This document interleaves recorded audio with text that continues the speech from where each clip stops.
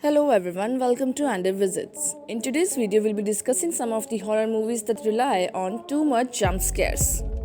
While jump scares are an effective way to get a reaction from an audience, there are several horror films that use them too much and therefore lose some of their personality in the process. So here we are discussing those horror movies. Paranormal Activity series. There is some wiggle room on this one due to the presence and use of grainy found footage and home movie shooting. But after the first film, things began to get more and a little repetitive. With the ghost dimension having almost 30 jump scares over the course of its running time, the novelty wears off for some viewers after a while. The original has some merit, but the series went out with The Dodo. Evil Dead. Any movie in the Evil Dead franchise is going to have an intense amount of jump scares. It's just the nature of the beast. So it should come as no surprise that this reboot has more than enough to go round. Demons are around every corner, as are the gross multitations and those infamous evil trees surrounding that fatally familiar cabin in the woods. It's still one of the better horror reboots, but there is such a thing as access.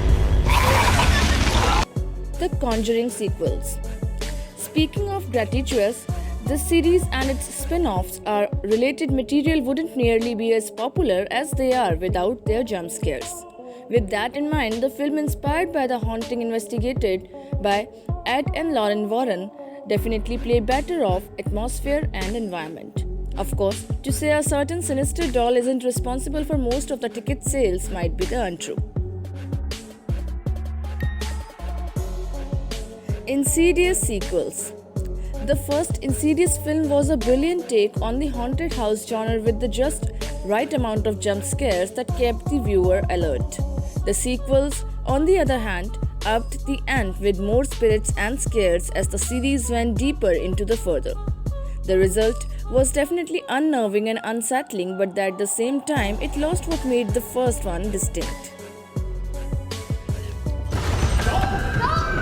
Sinister. Sinister is as scary as water is wet, but it would be a lie to say that a certain percentage of its terror comes from Bogle's intermittent jump scares.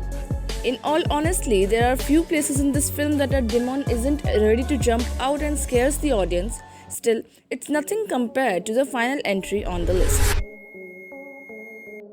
Drag Me to Hell.